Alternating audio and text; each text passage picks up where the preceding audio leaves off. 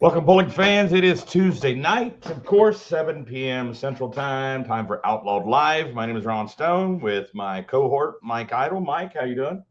We're doing awesome. Like you'd been saying for a while, the pulling season got kicked off in its fullest and truest form. You know, the narratives are starting to develop. It was a big week of pulling, and we got to tip our caps to the folks at Rock Valley. First time they've had three sessions on 3 different days, and outside of a little sprinkle on Thursday night, I don't think things could have gone better out there on the pull track, Ron. Yeah, Thursday night, rain was threatening. Of course, it was kind of like Ravenna. It was changing right before our eyes on the forecast, even. We couldn't hardly keep up with that. But, as far as the start time, it didn't hurt us on getting started, really. But it did right at the end. Man, if we could have just been that much. Yeah, we were eight. I think we were 8 total vehicles away from being finished. Yeah. Mm-hmm. 3 on the two-wheel drives. We had 13 in that two-wheel drive class. We weren't able to get the last 3 in. Honestly, the 10th truck, Donald Nelson, didn't have a very good hooks. That was the telltale sign that the track was definitely. We saw it trending in that direction, and once we saw him go down the track, we said there's nothing left for these guys to get a hold of. And it's not like it was a developing story. It kind of went from 1 or 2 trucks there to like, okay, we're fine, to nope, it's greasy. And they made the right call. They saw it, they recognized it, and I had actually caught me off guard. That's how swift the decision was made. I was taking some notes and getting some distances, and then I heard your silky smooth voice, ladies and gentlemen, get home safe, have a good night, this is Ron Stone. And I thought, okay, that's all she wrote. Yeah, 5 diesel supers. We were getting ready to start the class, had the tractor on the track, and it was at that time we made that decision. The last 3 two-wheelers can't pull. We might as well push the diesel supers to Friday and Saturday instead of Thursday and Saturday. So we were able to get those in on Friday. And what a weekend, though, man. I mean, even that Thursday night crowd, for the first time on Thursday night with rain threatening, and everyone knows nowadays, everyone has, their little pocket meteorologist here. Yeah. For just the threat of rain will hurt a pull. And as far as their first Thursday night, the threat of rain, they had a great Thursday night crowd. And after Saturday night, I talked to Kurt Koima and Rich Rosaboom on Sunday, and they said Saturday night was the largest crowd they believe they've ever had at Thunder in the Valley. So that was good to hear. And it was an amazing crowd.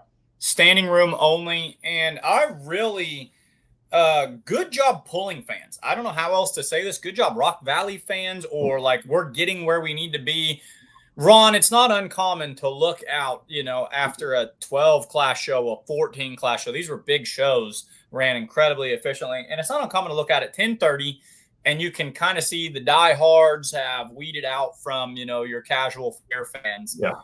I don't really think that we let off much. I mean, we saw a sellout crowd Friday and Saturday stay right up pretty much till the final red. I mean, those were blue-blooded, pulling fans, and they were there.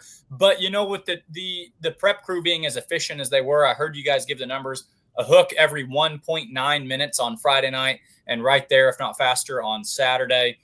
They're not getting bored, and they got what they paid for. But really cool to see the crowd not only show up, but stay for the duration, because, it was good stuff they were watching. Yeah, we were delayed just a little bit with track prep, I think 15 minutes on Saturday, but no harm, no foul. The story of the weekend, I think, was the track. An amazing track at Thunder in the Valley this year. Thursday night, wow, it was a biting monster. Friday night, same thing. Saturday was still a good track, but I think Thursday and Friday were probably the 2 better nights for the track. But the track just keeps getting better there. And I've heard already today they've already put the cover on the track. They've already seeded it, getting that growth started. Getting that organic material worked in there. Yep. That's another reason that goes into a pace of pull. When you have a track that doesn't need to be babysat, when it goes back together very easily, very efficiently, it allows for a great show. My tip of the cap, my game ball, a story that I think we do need to draw some attention to, the vintage green and SPA sled piloted by the Leigh. Is it Leigh or Leigh? Leigh. Yep. Leigh. Okay. Piloted by that family. Things happen. And the rock sled went down, and we took our NSPA, our new group, new guys sled, and they popped up in there immediately. No nerves, let's go. And we didn't miss a beat. And I thought, good for them, good for us, good for that sled.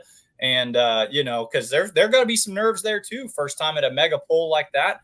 And well done to the sled operators out there. Yeah, and that was that for everyone to see. That was showcasing the need for that backup sled at a big show like Rock Valley, because you only imagine, even as fast as they are there, what time it would have been the next morning running all those hooks on one sled. It would have been a long night.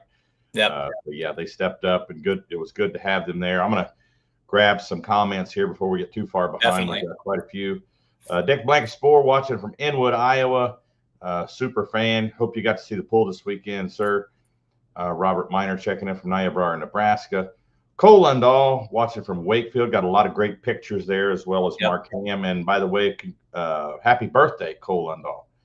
I see it's his birthday today. Mark Willis.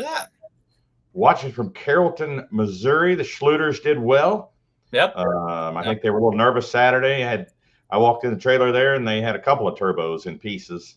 They overcome adversity better, or as well as any puller I know. Last year they grenaded the rear end, and right there before Warrensburg, they did it in Sac City, and they got back out on the track. This year they had some oil pump issues in Concord, got that fixed, and they had a turbo issue, they got that fixed. They definitely have a never say die attitude, to a pulling family that's pretty salty out there on the track, but they're not getting it done by just showing up and winning easily. They got to overcome some mechanical stuff sometime. Robert Miner checking in. Pulling was awesome the whole weekend. Lots of good action. Of course, on Wednesday night, it was a long week. Wednesday night, we were in Concord, Nebraska. Had a great pull there, great crowd. And then we raced over to Rock Valley, Iowa, and went Thursday, Friday, Saturday. So it was 4 nights in a row there. Ottawa, Iowa, too, was kind of the ghost of, what could have been past. We had – Ron, you were kind of sending me updates. I think we were right at 80 hooks signed up, ready to, go down the track in Ottawa, where we made the tough decision. One of those things where it would rain, and then the sun would come out. Then it would rain, then the sun would come out, and then it would rain, and then the sun didn't come back out. And, we weren't able to get that show going. But it was a huge weekend that potentially could have been even bigger. Could we have gotten that show off the ground? So a lot of moving pieces, a lot of cool stuff this past weekend.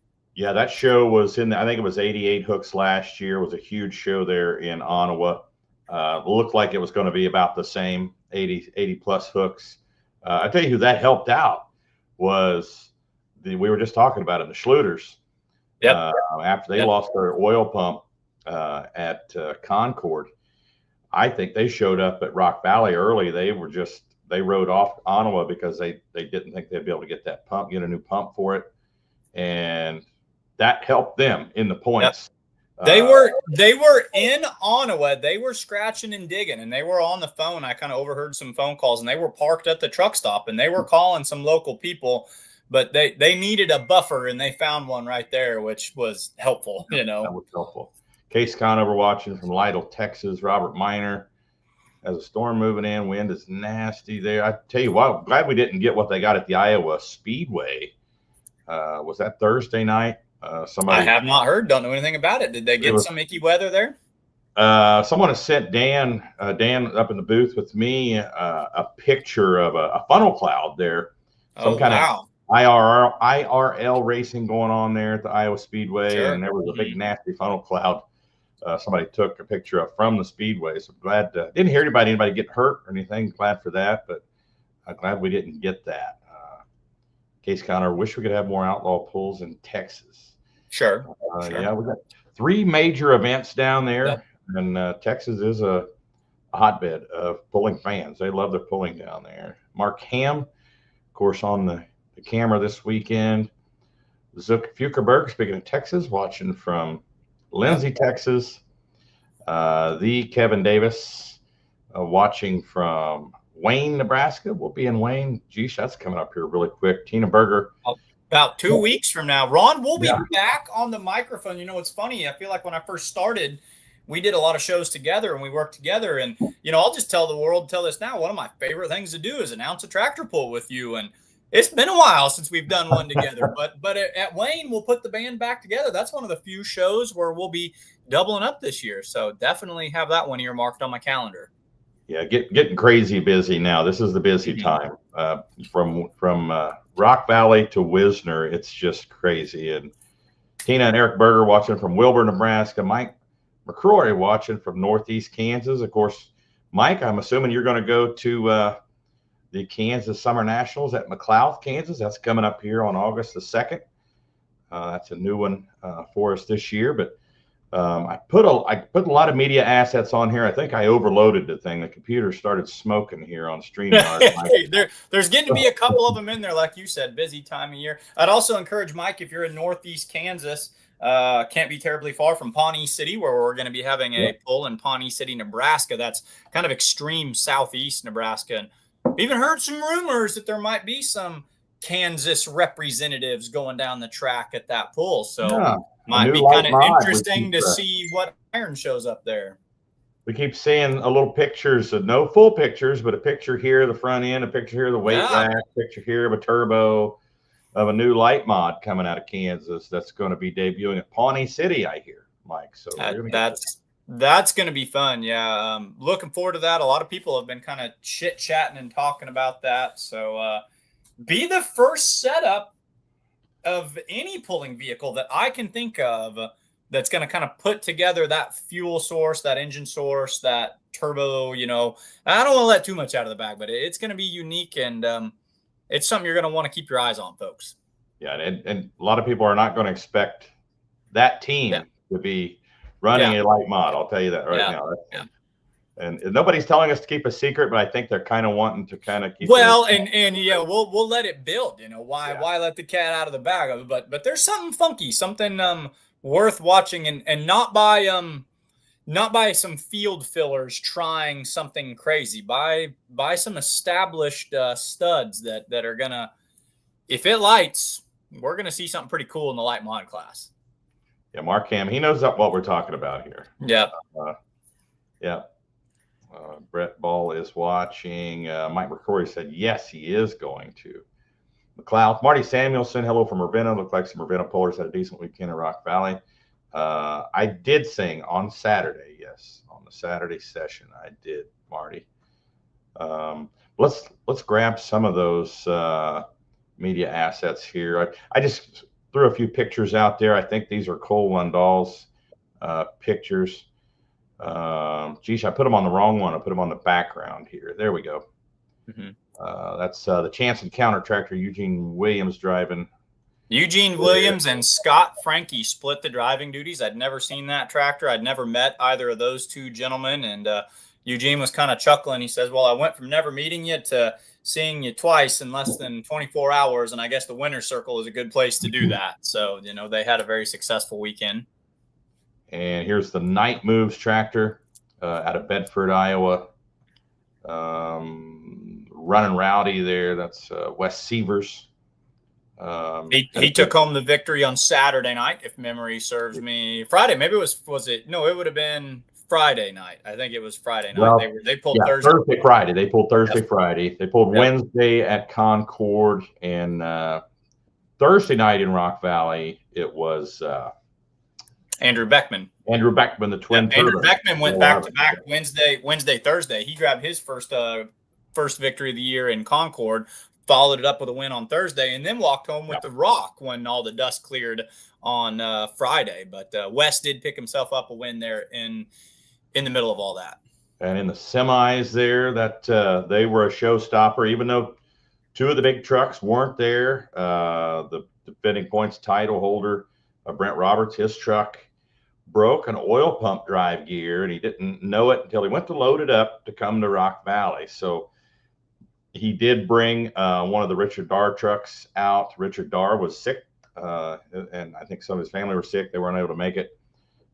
So we still had 4 trucks on Friday night, and only 2, unfortunately, Were you surprised that the Whiffles winning distance of the weekend did not go to that semi class? I kind of knew that in Rock Valley they had this history of really letting them get out there and run, and I would have bet dollars to donuts that that's where that would have went. But boy, we saw a whale of a pass come from elsewhere, on Saturday night. So that was a neat little caveat. A lot of stories in Rock Valley, but that was a neat little egg to talk about as well.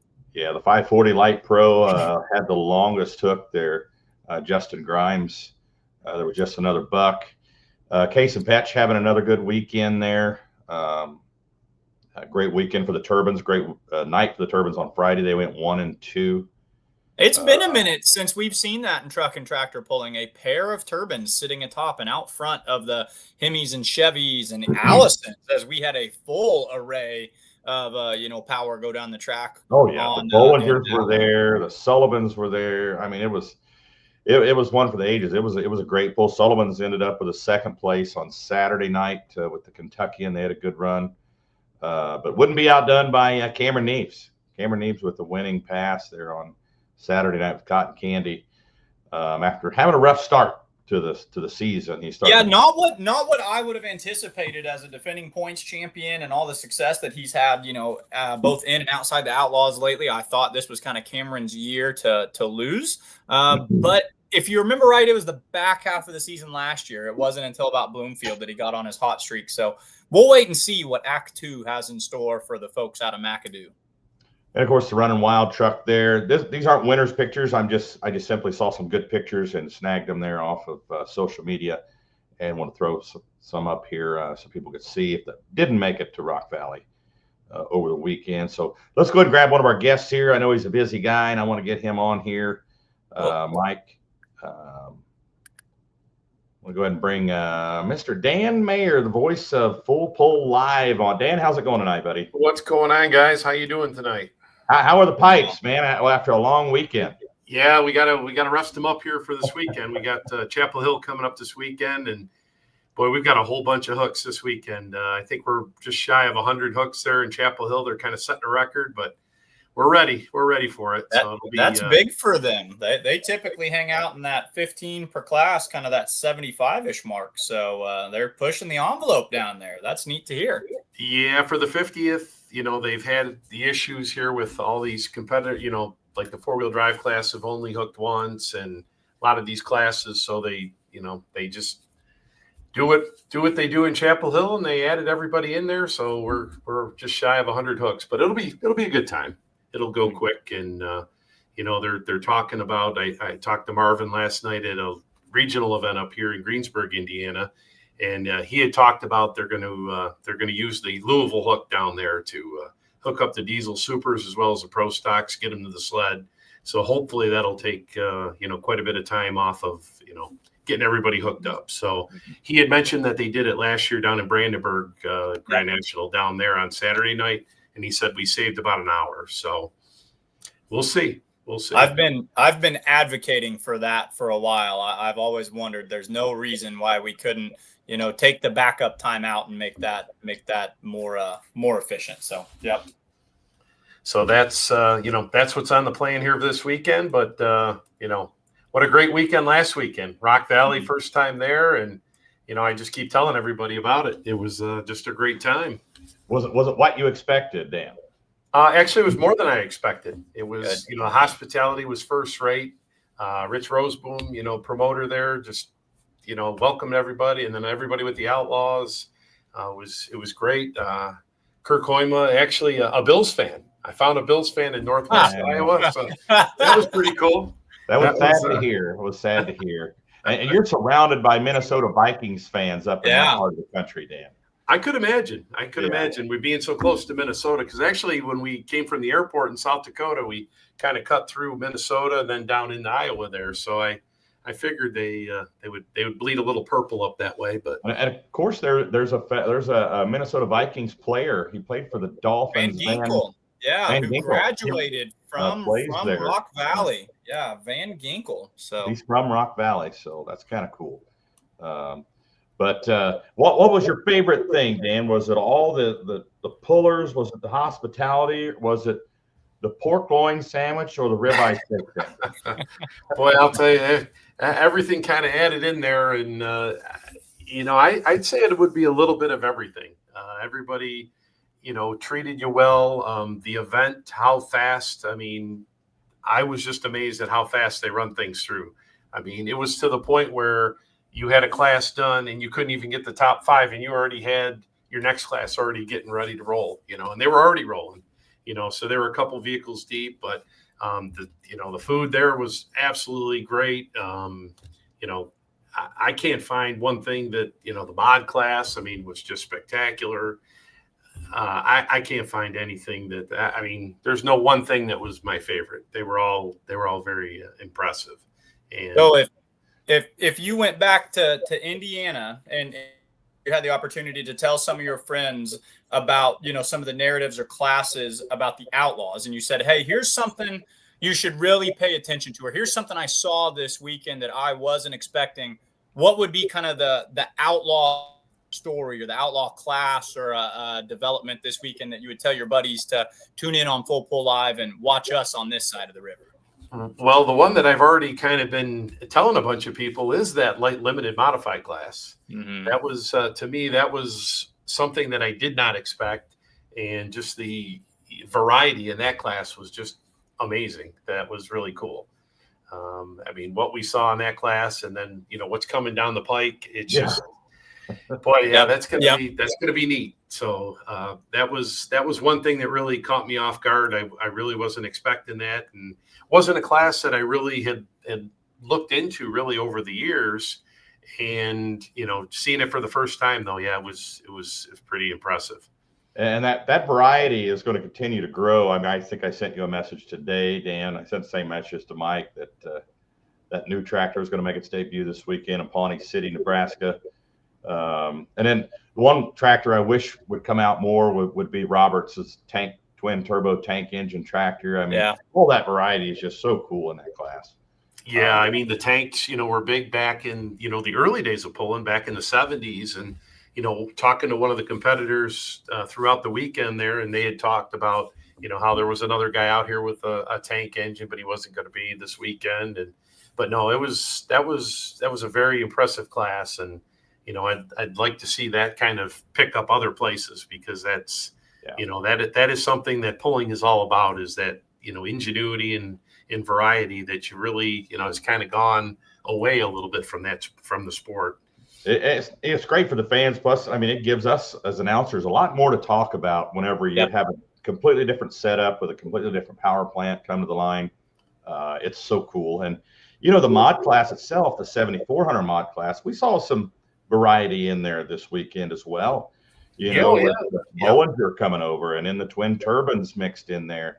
Gotta love that. It's the Bollingers. I mean, the Kentuckian, everybody knows the Kentuckian, all over the country. And the Bollingers bringing out the Top Gun, with the twin Allisons. It's just crazy fun to watch as a pulling fan. Yeah, and you talked about the turbines as well. It's been a while since you've seen the turbine domination like we saw there, and that was pretty neat to see. And then the next day it kind of went back the other way, and with Cameron winning, so it was it was a great class of modifieds there, and good to see the Allisons running again, and 2 outlaw rules, which I had never seen before, so that was kind of neat. They were able to conform to those rules and right there in the mix too. So, there was. Yeah, they adjusted from Friday night. They definitely made some adjustments and came back a lot stronger on Saturday. I think the track kind of threw a lot of people for a loop, just how good it really was Thursday to Friday. And that was another thing, that you talked about. What were you most impressed with? And I would say, also the track crew there. That was one thing that I've told probably a couple handfuls of people already about how we went from Thursday night, we covered the track after the rain and did not touch the track until Saturday night or Friday night when they just unpulled the tarp off it. We scratched it up a little bit, brought the grader out, and we were pulling. And it was like one of the best tracks, ever. It was just amazing, and that was something too that really, I was impressed with, that the dirt there that they're working with is just phenomenal. And, and that was really cool to see. Yeah, Cole Zychek watches his hats off to the Rock Valley crew. I agree there. Hats off to Cole for letting Brant Sullivan drive his dad's truck out there on Saturday. Felt terrible for Brant. He was excited to come out. Came all the way from California. He had to have been the longest distance driven to come. 1,900 miles. Goes 1,900 miles. And first night, unbeknownst to him, had an oiling problem and spun every rod bearing in the motor. Bearings, yeah. Well, of the 7 rod caps that he took off, I think he just said the heck with it. I'm pretty sure the 8th one is probably. 8th was probably gone. So hats off to Cole for letting Brant drive the Gunsmoke down the track on Saturday night. So so I'm already looking forward to 2026, guys. As we get into the nuts and bolts of the summer here, I was telling Mike, this is when we get really busy with the Outlaws. Rock Valley to Wisner is just go time, and we don't really get a break till after Wisner. Dan, what's your schedule look like here? I know you said you're going to Chapel Hill this weekend. Then what's next for you? We've got Chapel Hill, then we've got Fort Recovery the following week. I'll be in Goshen, Indiana, actually the middle of next week. I'll be up there for Goshen before Fort Recovery, and then I'll go to Rock Valley, or not. Rockwell. Too many rocks out here. It's up there in Iowa. Yes. Rockwell, Iowa will be the next one. And then I'll head up to Hillsboro, Wisconsin for their pull, and then Bowling Green will be here before you know it. So it's.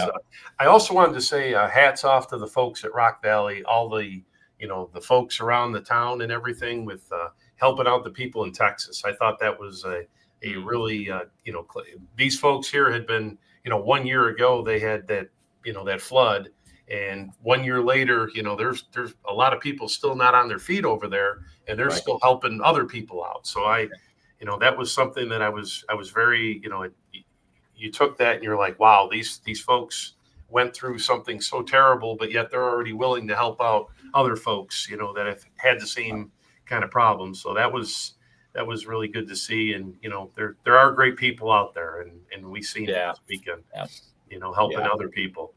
I think you said you got a chance to drive around a little bit and see how many houses just are still empty down there.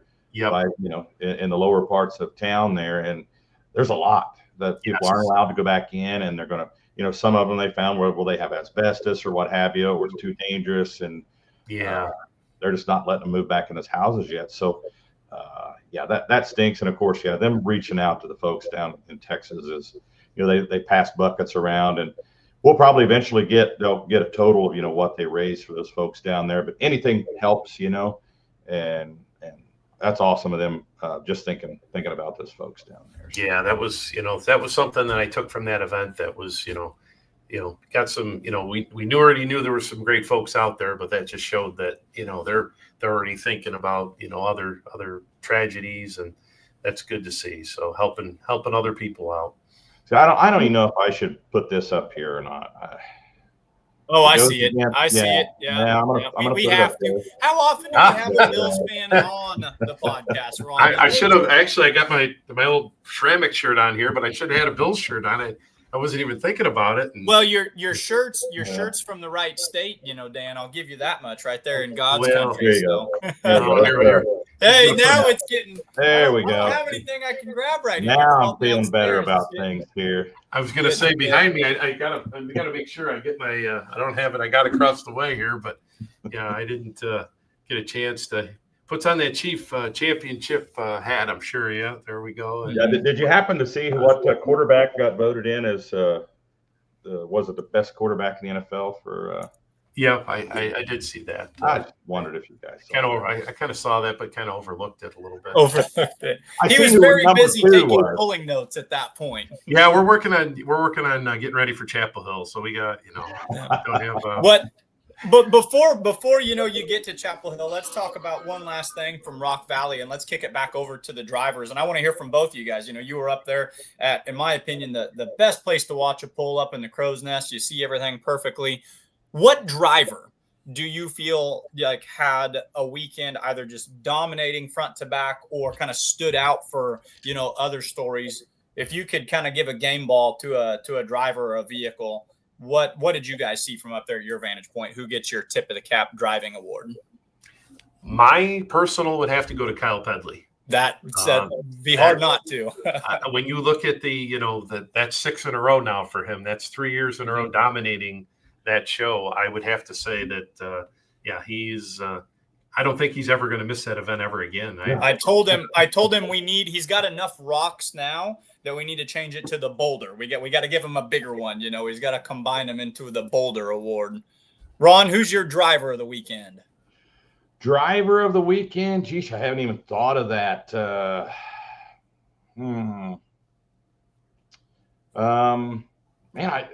Pedley is. I would have been awful tempted to say Pedley. Yep. Just a dominating performance. Well, I'll be just to be different. I'm going to say Chad Weisenkamp. How about that? That's a good pick too. That was a good one, and Gary Webb too. I mean, you got to throw him in there, for this weekend. Yeah. So I mean, I was just kind of going off of having just a lock on an event, and that guy, Kyle Pedley is, I think he could back right in there right now and do it again, probably. Yeah. And you got to give Cameron Neves a nod too. Yep. That mod tractor class on Saturday night, the track was going away on him, and he found a way to get down and put a winning distance up there. So give him a nod as well. And as much trouble as he's had this season already, I think he's lost a couple motors already early in the season, and it's good to see him back in championship form there after an awesome season last year and 8 wins. I mean, that's a great pull all the way around. Dan, we don't want to keep you all night, but I just want to tell you, great announcing with you again. Absolutely. Yeah, I know we would signal each other every once in a while, but sometimes we didn't even have to. It's like I knew when you were stopping and I would take off and vice versa. And very rarely did we ever start talking at the same time. But it was a great weekend, Mike. You did an awesome job too, buddy, down there. Appreciate that. I think everybody was spot on and did a great job. But thanks so much for coming on, man. And we got to get you on here more often when you have time. Yeah, appreciate it, guys. It was great working with both of you guys, and had a great time there in Rock Valley, and looking to do it again. Yeah, we are as well, man. Have a great rest of your season. I'm sure we'll run into you again, maybe Lufkin again this year. Is that on your schedule? I would say, yeah, I'm going to try to get down there again, because that was another favorite there. So I'm 2 for 2 here with these Outlaw events. hey, really enjoying them. Right? They're very enjoyable, and it's great to see different competition and guys that I've kind of followed over the years, but never really got a chance to see them, and that's always pretty cool. So. Well, thanks so much, Dan. Safe travels this weekend, buddy, and we'll see you soon. All right. We'll see you guys. Thank you. Thanks, Dan. Austin Fluid had another suggestion here for that would have been that was who I had in my back pocket. Yep. I was kind of looking to think, that like Austin says, undefeated, 6 for 6. This is not a happy accident at this point. You don't rattle off that many. And he kind of said that, Rock Valley had been a bit of a nemesis of theirs before. I think he was very happy to be pulling at night instead of battling a daytime track with those pro stock 4-wheel drives. But yeah, he's got the secret sauce on the old bipolar machine. It might be bipolar, but it's only happy right now. Yeah. It's not mad. Yeah. And those RCE engines, man, they're getting it done out there on the track. They're something pretty mean. That's for sure. So, did you catch last thing on the pro stock trucks right there? Because this story, I didn't quite get everything from the winner circle, and I kind of pieced it together later on. Did Doug Ritter drive Mike Compton's truck? Yes, he drove the Ford stuff. I guess he helped the Comptons out. The Ritter boys did the night before. You remember the night before when the Ford Tough ran, it was almost like he ran out of power. You really didn't hear any pops or anything out of the motor. It just kind of ran out of power, and to somebody in the crowd might think, even I did at first, I'm not sure what's going on, but it sounds like he just picked the wrong gear. Big gear. But my thought was just had it in the proud gear. But he had broke a rocker arm. Okay. A Ritter went over there. The Ritters went over and helped him, and got it figured out and got it all fixed back up for Saturday night. And Mike Compton said, "Hey, you didn't have to do that. Why don't you take the wheel here and drive. And of course he did, and did a good job on Saturday. Did a great job. Yeah. So, but no, that's it. They're throwing everything in the kitchen sink at Keith. You know, they're bringing in the modified drivers and throwing them at him, but it's fun stories in that class, no matter what's happening. Mike, have you been to Pawnee City, Nebraska? I announced at Pawnee City last year, and it was one of those where you walk away and you just say, that was a fun one. You just have little pulls or little weekends, and I don't want to call it a little pull, but it's just good old fashioned Saturday night fun in Pawnee City. I had the option this year, actually. The Outlaws let me choose if I wanted to go to David City or Pawnee City, and I said, take me back to Pawnee City. That is a happening little place. So no, it's a good pull. It's a power track. Like, take me back to Pawnee City. Take me back. Well, I'll write it. You sing it. Well, one thing I've noticed there, I was there a few years. When was the last time I was there? I think it was 3 years ago. Yeah. And one thing I've noticed since is that the crowds are growing there. They're getting big crowd, unique seating. They got that berm style seating. I think it used to be decades ago a roundy round track, and now it's just the home stretch or something like that. And yeah, big crowd, involved crowd, beautiful county fair. One of those where they got barbecue competitions and the kids are showing animals and a car show, and it's kind of the whole everything that small town life is about, but a sneaky good pull. I'll put it that way. Well, we've got the folks from Pawnee City here right now. Let's go ahead and bring them on. Russ.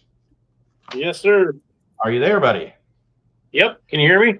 Yeah. Are you in your shop? We are. Are you guys discussing and planning for this weekend? Yeah, we've got it figured out, we think. Yeah. Well, you got all the problems of the world figured out there in Pawnee City? Who knows? Yeah, so who knows? Big pull coming up on Saturday. What do we got? 6 classes there this weekend?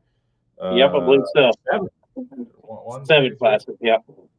Yeah, 7 at the 3500 Pro Farm, the 540 Light Pro Diesel Supers, Pro Stock 4x4, a Light Limited Mod, Light Limited Pro, and Light Super Stock. So, is this something you guys have noticed, that the crowds are getting bigger there as well? Well, it does seem like it's growing. We've added more bleachers and so it kind of gets more people up front right by the track. I guess so it kind of shows up. It seemed like years back we've had, with our farm poles and that, there's a lot of pickups that get close and a lot of beer being drank out back. But it seems like as soon as we started doing the Outlaws, that we've got a lot of people, and they pay a lot more attention to the polling going on, and they stay right up there and watch it. And it seems like it sure shows on TV that there's a lot bigger crowds anyway. Yeah, now you're building a whole weekend kind of around pulling now. Tell us what's going on the whole week there as far as pulling goes. Well, tomorrow night we're having the garden tractors, and that's about our biggest event. I think last year they had 130 some hooks. Sure. I don't remember what it got over like at 3 a.m. or something. Of course, I was in bed for at least 3 hours by that time, but so the lawn tractor deal is really went big around this area, I guess. So sounds like it's going to be a big one again this year. And then we're doing go ahead. I was gonna say, what's the claim to fame there at Pawnee City? We always have all these events have their claim to fame as far as food or anything like that. Do you have anything like that that's famous at Pawnee City? Maybe a famous actor. Any famous actors come out of that neighborhood? Yeah, we got a few. We got Larry the Cable Guy. Uncle Larry. He's just over the hill. But then we got Randy Gere. He's sitting beside me. He's. I was going to mention him. Pretty famous. Yeah, he's doing well. He's just a follower. Yeah. So what time do the gates open there at the pull in Pawnee City? The gates are open at 4. I think the pull starts at 7. So we're say 4 o'clock gate time. But Okay, so 4 o'clock. Pool starts at 7. What are your policies as far as alcohol goes? Do you allow alcohol coolers, or you sell it there, or if you're 21, you can bring your cooler, and I think there's a $5 charge on the cooler, but okay. but you can bring it in, and as long as you don't drive out of there, you can drink as much as you want. Okay, as long as you have a DD with you, you're good to go. Yeah. Or spend the night, whichever. But Yeah. What's the cost to get in there for the pool? The adults are $20. Children 5 to 12 are 10, and everybody below that's free. And you can choose bring your lawn chair or a blanket, or sit in the bleachers, right? We've got areas in the bleachers and places to set up chairs and what have you. So. Okay. Where can folks find out more about the pool? Do you have a website or something on Facebook? Yeah, it's what is it, honey? It's Pawnee County Fair, I believe. Let's see how that goes. Yeah. You try to screen share it there, Mike. Yep, I'll bring it up for the folks on Facebook for more details.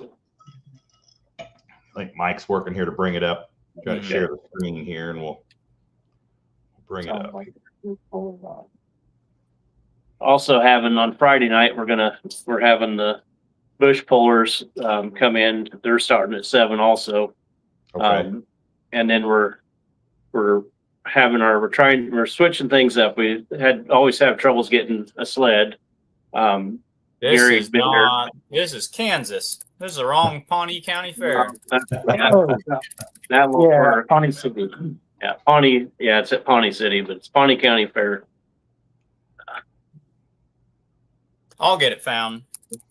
But no, we've had problems with sleds for our farm poles. It's actually our 54th year for the farm pole, 10th farm pole, and so we got the bush pullers to come in on Friday night, and we're gonna pull our classes of farm pole, the tractors, on Friday night, and then we're gonna Saturday we'll run all the trucks after the Outlaws get done. And so that part used to be on Sunday, right? We would do it Sunday. Years ago, we'd do a Friday and a Saturday pull. Usually we'd have the farm pull on Saturday night, and whichever entertainment we had for on Friday nights. But like I say, it just keeps getting harder and harder to get a sled this time of year, that everybody knows. So we've tried to switch it up to this year. We're going to try it on the evening pulls. So see how that works out for us. So. All right, guys. Well, we're looking forward to it. I won't be there. Mike will be there on the mic. I'll be over in Warrensburg, Missouri. Yeah, this is a fun one. I went there for the first time last year, and jokes aside, seriously, it's Larry the Cable Guy's hometown, as I was led to believe. There's a big billboard right there with Toe Mater sitting out front, and it's a crisp, clean, fun county fair, and one of those pulls that should just be kind of an average level pull, but it was pretty above average. It was a sneaky good pull, and it was a lot of fun, very enthusiastic, very appreciative community. I worked with a couple of you gentlemen last year. We had to do a lot of last minute wheeling and dealing and moving trailers, and you guys were great to work with. You didn't bat an eyeball. You just said, okay, tell us where, and hopped in a skidder and got it done for us. So it's one of those good ones that you have a good time at and you look forward to being back at. Yeah, the rumor has it that Larry the Cable Guy will be there Saturday night too. So really, that would be awesome. Mike, I'm gonna send you over to Warrensburg. I'm gonna go to. Yeah, you're missing out, Ron. Hey, well, I'm just gonna put it this way. I'm not saying anything has to be done, but I'm gonna make sure there's 2 microphones that are turned on. I'll put it like that. That would be cool. That would be cool. That's gonna be awesome. Very, very cool. Russ, guys, Randall, you guys, thanks so much for coming on. Hope you have a great pull there. We're looking forward to it. And thank you guys for all you do there at Pawnee City. Before you leave me, I want to shout out to some of my main sponsors here. Sure, absolutely. Of course, Randy and Derek with the Gear Construction. They're not only donate a bunch of money towards the cause, but equipment and building the tracks and just they do a lot, and their brother Dennis is in with the construction also. Chris Nicholas with Nicholas Farms, he's donated a lot to us. H&H Auto Parts, here our local Napa store, Nick and Renee Boomgarn have donated a lot towards it, and TR Ag Sales, be Craig Binder, has donated a big amount to put the shows on. So want to give them a big thank you. So, no doubt. No, Craig's building a 3-hitter truck, so that'll be coming in. Can't do it without those sponsors, man. It's impossible to do it. And I know Gears have been working with you there for a long time, and appreciate you guys. And we got to get you guys on the show here one of these nights. I was trying to find numbers for you guys, couldn't find them, but you guys are doing well in points there in Light Limited Pro. So look for a phone call from me here pretty soon, Derek and Randy. Yeah, give Derek a call. I kind of figured that was coming. Well, guys, thanks. Have a great pull, man. We're looking forward to it. All right, thanks, guys. Take care. Appreciate you. Yeah, that's a neat pull over there. It is. It really is. Unique venue, good county fair, and just a fun one. And yeah, I'm gonna have a second mic kind of ready to go. Just cool would that be, dude? Huh? I'm already. How cool would that be? Oh man. Bowling Green pull party, 28 days till Wisner, and that other pull, he says. Yeah. 28 days to Wisner, man. Well, we know where he will be. That's weird to think. Ron Stone, that's weird to think about. I can remember back in February and March, and we were getting excited for pulling, and we would say 45 days till the first pull, and that felt close. 20. I'm not sure how I feel about that. 28 days till Wisner almost makes me feel a little like, holy moly, we're there already, you know? Well, we've got a lot of pulling in between now and Wisner, buddy. A lot of pulling. So Jim Schwartzman tuned in. Let us know what you thought of pulling last week, whether it be Concord or Thunder in the Valley. Was it the best one yet? That's what I'm hearing a lot. The biggest crowd there yet on Saturday night in all the years they've been doing it there. But I want to go ahead. We want to talk about some other pulls going on this weekend too. We've got Leigh, Nebraska on Friday night. Now, Mike, you're doing that one as well. One thing that I told you, and you knew that first time you picked the mic up there, that I told you true, that crowd there is awesome in Leigh, Nebraska. You told me, you said, Mike, to your style and to what you like to do, you said you're going to have fun at Leigh. That was kind of your exact words. That is a crowd that is enthusiastic. They're responsive. When a big run goes down, they're jumping and hooping and hollering and cheering. Really, really neat fair. Totally free of charge fair in Leigh, Nebraska. So come on out. That's a slick little pull too. And you've got some heavy hitters right here in the Show Me State you're going to this week. Ron, tell us what you've got on tap, where you're going to be going. Yeah, Iowa got to shine in the spotlight this past weekend. This weekend, it's Missouri and Nebraska. So, yeah, you're in Nebraska for 2 days. I'm in Missouri for 2 days. Montgomery City, Missouri, the Montgomery County Fair on Friday night. 2 tracks, always a huge event on Friday night. Saturday night, we'll go down for the Show Me Shootout in Warrensburg. There again, 2 tracks, co-sanctioned event with the Missouri State Tractor Pulling Association. The Outlaws will be running first on both tracks for insurance reasons now this year. It's being enforced. We cannot run alongside another organization with a different insurance carrier. Okay. So we have to run our show before or after, but we're going before. We prefer to have a time when we can start at a designated start time. Yeah. And we run fast enough. We know we can get done quickly so that other organization can come in and still get out of there at a decent time. So we'll be starting first in Warrensburg. 2 huge nights in Missouri, 2 big nights in Nebraska. Going to be another big weekend of pulling. And I think I've got a couple of flyers here. I think. Let me see what I got here.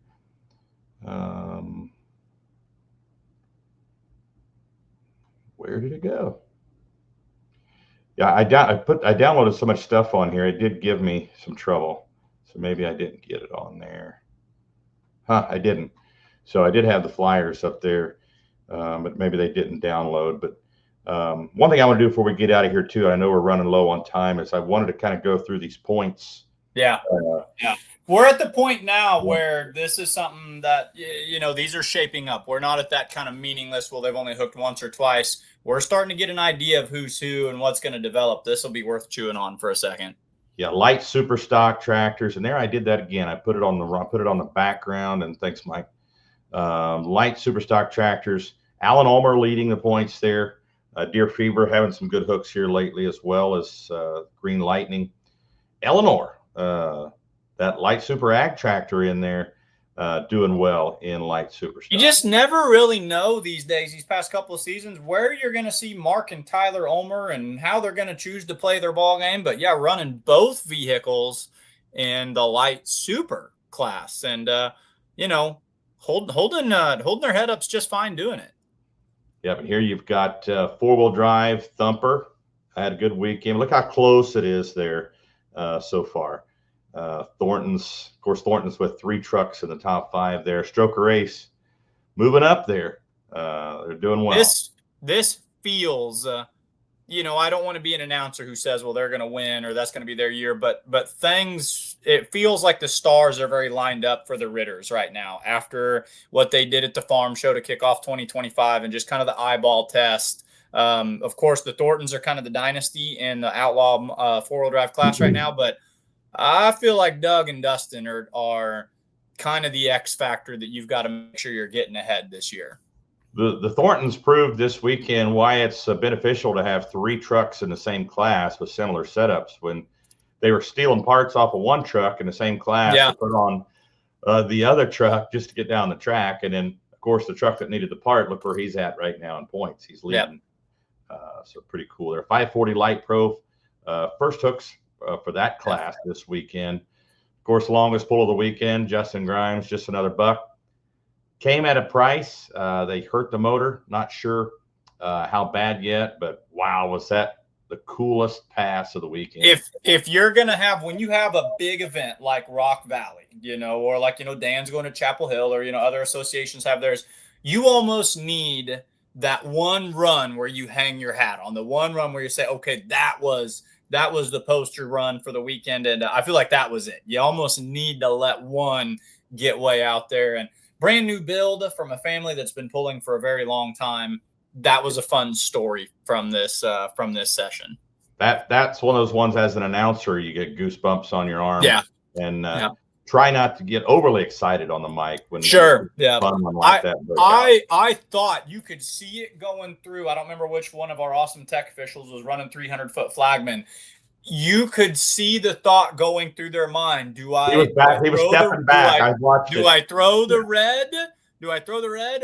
Or do I give these fans? And then he just took off running and was like, I'm going to let you run. And I thought, good call, buddy, because you could see it he was thinking about red flagging him and saying, hey, get out of it. Let's just pull back. But he let the dog eat, man. I watched that today and watched him as he was about mid-track. I think it was John Koima. He started stepping back, taking some steps backwards at about half track. But yeah, what a pass there for those guys. Of course, they won the Whiffles Winning Distance Award for the weekend there. Diesel Superstock, David Anderson looking good there in the top spot. John Ewald not far behind.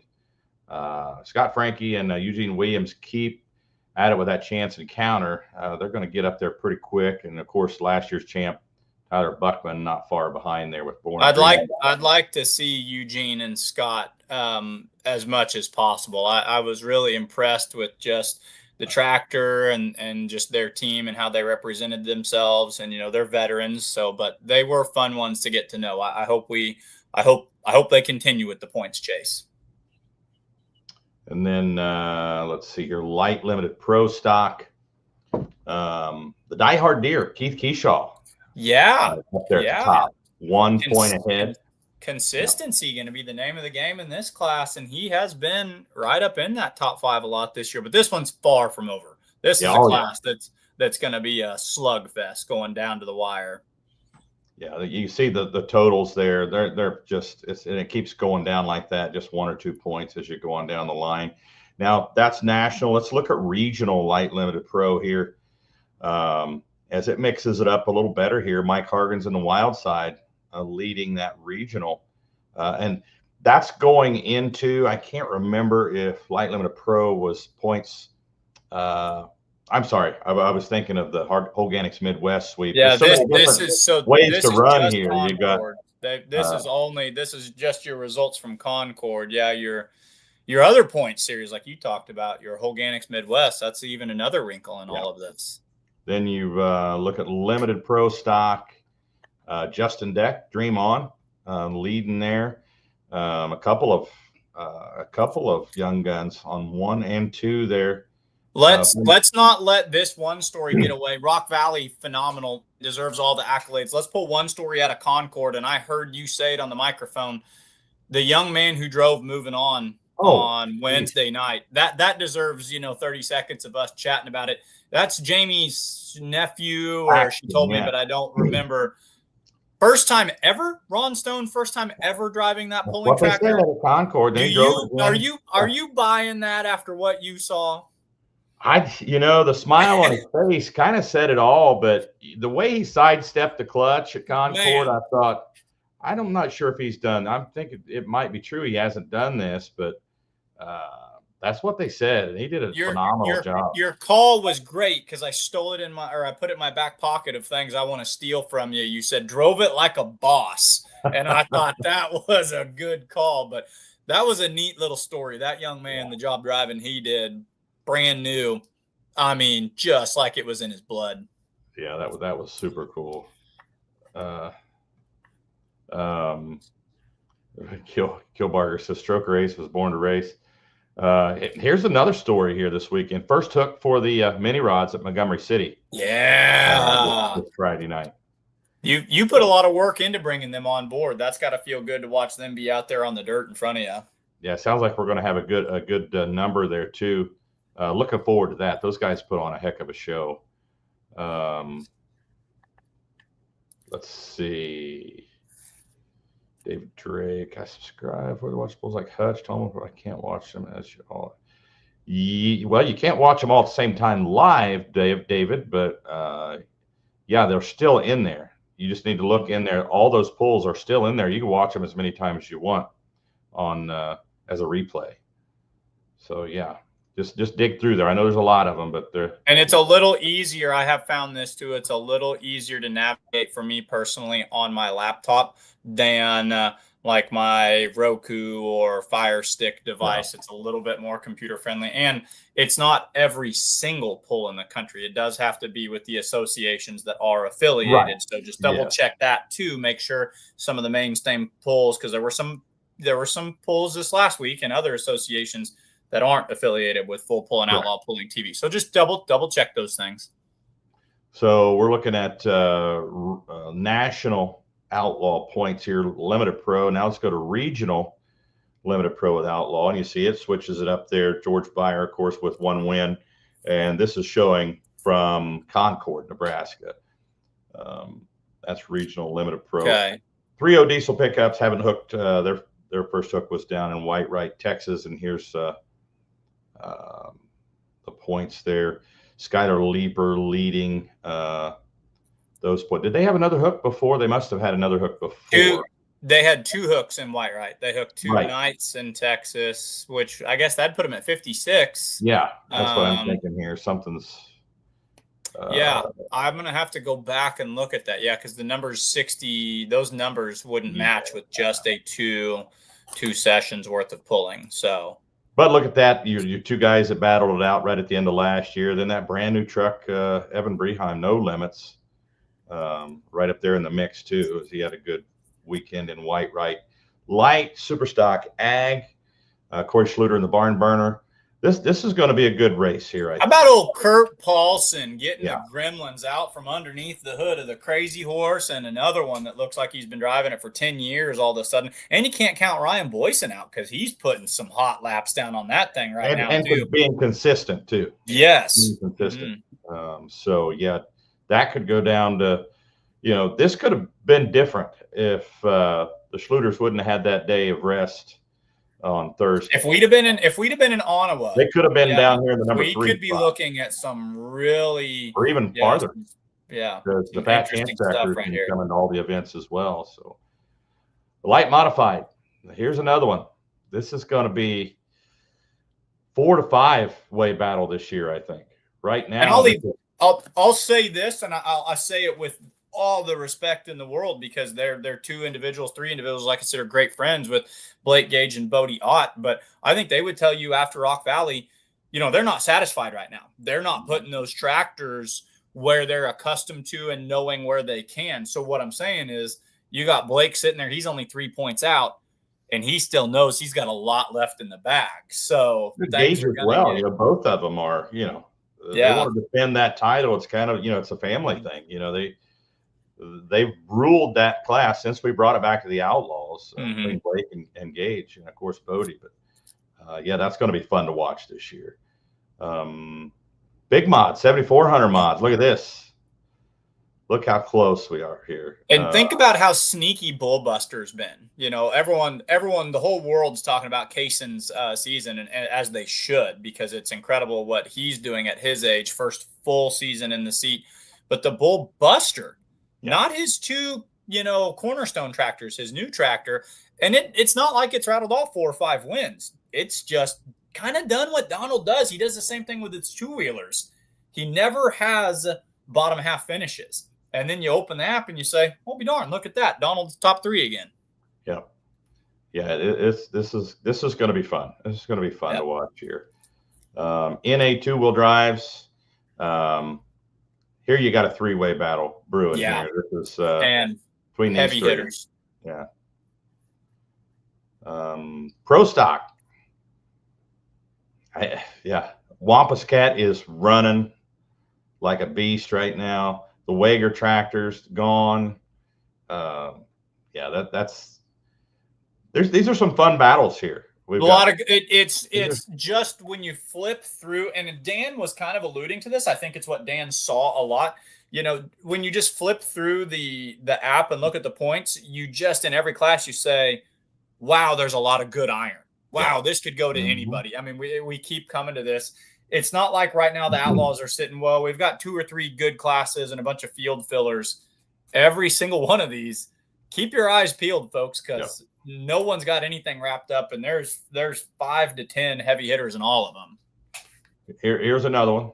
The Super Farm class always goes down to the wire, it seems. Hardest class to win in pulling, in my opinion, the Outlaw Super Farms. I think this is the toughest one to walk away with a victory and a points championship in, because they're all so close. Well, I mean, look at the total here. Someday with 2 wins, swept the weekend, he's still a point behind the Dakota Deer there. And in the semis, blue collar, completely new truck, and a rookie here, Connor Fry out of Brighton, Illinois. And word has it that you look at Richard Darr down there, that the blue collar comes out of the Richard Darr camp out of Illinois. The blue collar truck was built with what was left over from these race trucks and these pulling trucks they build over there at Jerseyville Truck Repair. And look where the parts truck is at. He's leading the points. Yeah. Also, consistency in hooks and numbers, whereas the Black on Track and the One Bad Binder, battled being hurt this last weekend. The blue collar hasn't missed a hook yet. So, that goes a lot into points championships, being there day in, day out and finishing consistent. Yeah. It's going to be a great season. I want to go through and, I need more space on here to put all my graphics for points. Because I want to, and I'll update them on here next week. But the Organics Midwest Summer Sweep, those points are on the Outlaw Pulling website, outlawpulling.com. And I don't have graphics for them, but I did want to highlight everyone here on the Organics Midwest Tri-State Trifecta Sweep, which was the smaller sweep that had 3 pulls, 3 states, 5 classes. And that was, those pulls were Cambridge, Illinois, Donaldson, Iowa, and this Friday, Montgomery City. So we'll crown a champ of that trifecta sweep already this Friday, Mike. And we'll go right to the modified tractors. Right now, there's a two-way tie between Case and Patch and Thermal Thunder and Russell Phipps and the Hush Money, both tied at 54 points. The Twisted Whip is in second. In third, 1 point behind, is the Bullbuster. Mm-hmm. And then in fifth is Wayne Longnecker's River Rat. So that one, I'm sorry, I skipped right. I went first. I forgot the fourth place. Money Pit, Lane Bollinger in fourth. So that's the only sweep. That's the only race we have this summer where you don't have to be an Outlaw member. Which I was just sitting there thinking it would be interesting to see, Russell Phipps or Lane Bollinger, someone walk away with winning that, and to see what they do with that information. Maybe they say, oh, that was kind of cool. I'm going to hit more Outlaw hooks next year. Boy, that was a lot of fun. And that class, it's just attracting so many names and pulling. It's doing all the right stuff. Rock Valley put it on display. It's, if you haven't seen it, folks, the Outlaw 7,400-pound modified class, it's the future of mods. Yeah, that is a popular opinion among some in that class too. Mm-hmm. Just as note, 1 point outside the top five is Cotton Candy, so he's within striking distance there of getting in the money there, because it pays 5 spots in that sweep. So two-wheel drive, super modified two-wheel drive, the Hot and Nasty, the Timmermans, currently leading that one. In second is the Corn Burner, Jason Sullivan. In third is Donald Nelson's Little Whip. And then there's a three-way tie for fourth, and that is with Buffalo's Chips, the Sprock Farms Maximum Ride, and Born to Boogie, Brad Myrodi. Oh, sure. Okay. I did not have him in my mind. So good for Brad. I was like, I thought you were going to say one of the Flemings were going to be up in there, but Born to Boogie, good for him. Then in fifth is the Dustin Corliss Whippet, Donald Nelson / Dustin Corliss truck out of Texas Whippet in two-wheel drive. Pro Stock, leading that is Cody Yarrick's Gone. And second is Chuck Holsworth in the Fly You Fool John Deere. Two-way tie with Bryce Van Gendren's Geared Green and Lacey Wager's Must Be Nice. And let's see, in fourth would be Red Iron. And then in the number 5 spot, that's a three-way tie with Wampus Cat, Red Zone, and Taylor Van Beek's tractor, Extreme Pleasure, in Pro Stock. So limited Pro Stock. Number 1 here is, I took some terrible notes here. Number 1 is Moving On. Second is Dream On. Sure. Then there's a two-way tie for third, Gary Barron's High Stakes Horsepower, and Roger Rui's One Mean Farmer. In fourth is The Mean Farmer, Dave Novak. In fifth is Seth Novak's Bounty Hunter. And then the last class, four-wheel drive, modified four-wheel drive. First place is Ryan Thornton's Backdraft. Two-way tie for second, which is Murray Thornton's Thumper and the Borrowed Parts Chevy there. In third is Lane Thornton's Ramrod. Fourth is Stroker Ace. And fifth is Tom Byers' Agent Orange. Where do they finish this mini sweep at? Montgomery City this Friday. Okay. So these are from Cambridge, Donaldson, and Montgomery City. Three states, 3 hooks, 5 classes, $10,000 total purse. The winner of each class will get winner of the sweep in each class gets $1,000 and pays down 5 spots. And geographically, each of those spots kind of within a 2-hour drive of each other, more or less. So this is neat the way it's kind of drawing some from the heart of the Outlaw sphere of influence, but from some other kind of areas of influence too. So yeah, cool be little looking at bonus this. for those pullers that can come to those 3 hooks. I mean, when if you could win those, I mean, that's an extra $1,000. Huge thanks to Hoganix Midwest, Todd Bowles. I know he wanted to get this done, to get these Illinois guys involved, and kudos to him. And then, Mike, since you're so good at screen sharing, I was playing with this before the show. For some reason, mine wasn't working. If you could bring up the Outlaw Pulling webpage. Sure. outlawpulling.com, and then go to the pullers section, or it might be under results or points, but the Hoganix Midwest Summer Sweep will be there. There you go. So for anyone looking, and I've seen this before, it's under your standings and results, and then your Hoganix Midwest Sweep is going to be right here. And it's going to show the schedule there of events on the left side as you're looking at it.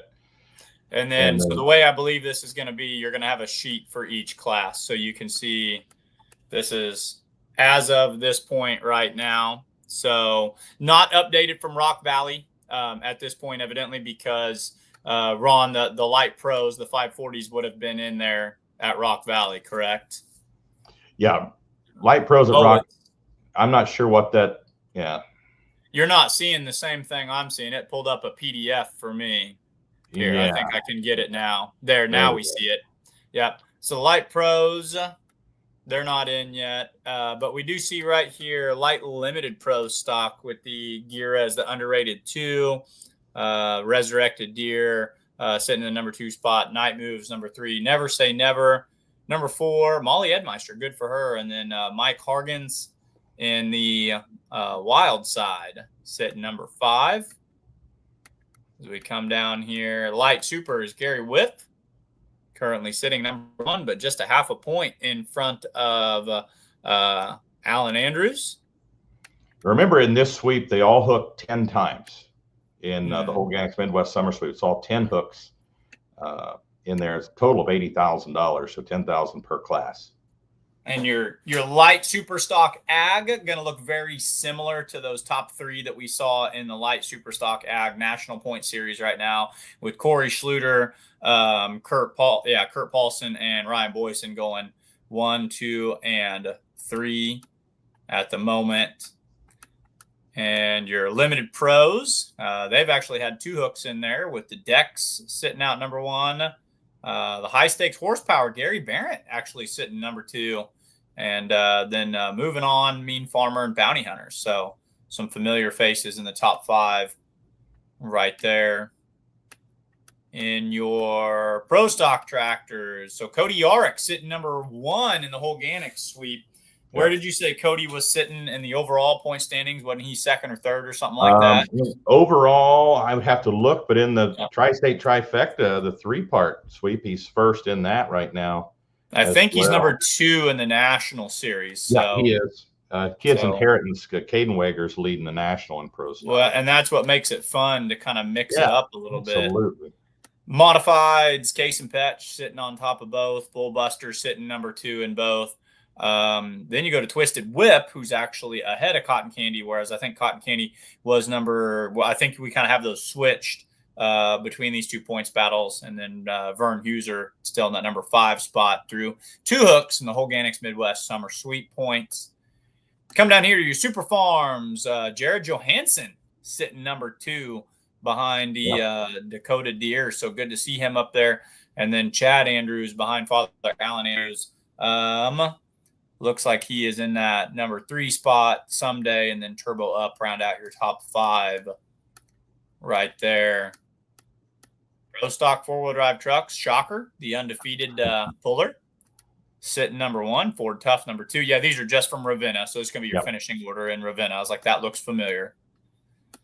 And heading on down to super modified 2-wheel drives, they've got Ravenna and Donaldson in there, and Tim Fitzsimmons. Yeah, sitting number 1. That's a fun story. Timmy's fun to follow. You know, he drives the wheels off that truck. So in it to win it, little whip it, Buffalo's chips, high cotton. So Brad Myrodi just outside the top 5 in this points race. And that's that's what we have on the website. That rounds it out good deal for what's out there. So yeah, a lot of your top fives are comparable in most of them, but not identical. And that's so good for drivers because at no point do they say, well, I'm not winning it, I'll stay home. Well, no, you're winning the whole Ganix, or you're winning the tri-state trifecta, or you're winning the national. It keeps everybody, in it to win it. Yeah, there's the original post we put out there, press release for that tri-state trifecta. 3 hooks, 3 states, 5 classes. There's the classes, $10,000 total. Cambridge, Donaldson, Montgomery City. Big thanks to Whole Ganix Midwest, awesome sponsor, along with Case IH. We've got some really awesome sponsors with this group. Yeah. Oh yeah. It's awesome to have so many great sponsors. And of course, we want to throw this up there, Mike, just so everybody can see where we're at here. I mean, it looks like, Mike, it looks like we're about a quarter of the way done. I mean, if you look over here, we just had Albion yesterday. They said Albion was a great show. Last night had a tractor break an axle and lost the wheel on it in the light limited pro stock class. But it was a great show there last night. Of course, you can see this is where Montgomery City is. So we're about a quarter of the way as far as events go through the season, Mike, if you can believe that. The fact that actually makes me feel better, because when I saw 28 days to Wisner, I got a bit of a heavy heart there for a second, because I don't want it to be done yet. This feels like one of the most interesting, most, kind of sink your teeth into it seasons that we've had. And yeah, I can live with that. So we got a lot of good pulling. We're at that point, Ron, where by the time you see us next Tuesday, and this is going to turn into an every Tuesday thing, check your phones recently, because the point standings are going to change a lot. These are one of those where days are going to feel like weeks and weeks are going to feel like months, because there's going to be so much pulling happening between each one of these episodes. And take note too, I wanted to announce on here that we did put the drops in initially going into Rock Valley, where we hadn't done that until after Wisner. That was kind of when we would put the drops in for the classes. Depending on how many hooks you have, you can have anywhere from 1 to 3 drops, mulligans, if you will. Drop your worst hook. We did take those back out because the computer program didn't like it. It was causing some problems. So the drops are not in there. If you're looking at those points, if you're a puller, if you're a fan, those drops will not be added till after Wisner, okay? And we will announce that when those drops are computed into those final numbers. So it'll be a hard drop, not some come in and stuff. And that was something that I was wondering about, because you could actually, by doing it this early in the season, you could drop one, end up having a worse hook, then that one would come back. So Wisner let us say, okay, there's been enough now that these ones are out. But if you're keeping your own point tallies, be aware that they're coming, so. And then I want to put this schedule up. This is the Whole Ganix Midwest Summer Sweep, the 10 hook sweep for the 10 classes. And if you look up here, the pulls in effect this weekend, Mike, Leigh, Nebraska, your 540 light pros will be in Leigh. They'll be in Pawnee City as well, but they'll get the Whole Ganix Midwest Summer Sweep points in Leigh.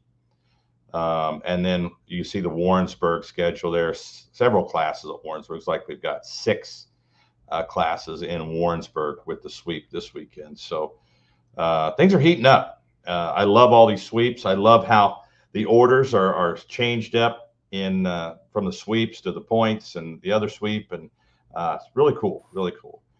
Throw this out there for the pullers. If you're going to get into the jackpot, you need to go to the StevensonCountyFair.org and follow that information there. Follow that link, StevensonCountyFair.org. If you're in that mod class and you want to get in the jackpot for the added money, it's already, I'm not going to say double payout, because they did pay another spot or 2, but it's close to being double payout. And the class pays out twice as much as it normally does at an average event. So a lot of money going down at that pull, and that one's going to be here before you know it too. That's Freeport, Illinois, Mike. Is that next week? It's not this weekend. Yeah, it's our big 4 4-show week where we're each Yeah, each that's of us has 4 a pulls week we're from going tomorrow to. night. So yeah, if you're going to Okay. get in that jackpot. Yeah. Yeah, you and I will both be in Britt on that one. Then you'll go to Pierce. I'll go to Sac City. We get the band back together in Wayne. That's going to be an awesome time.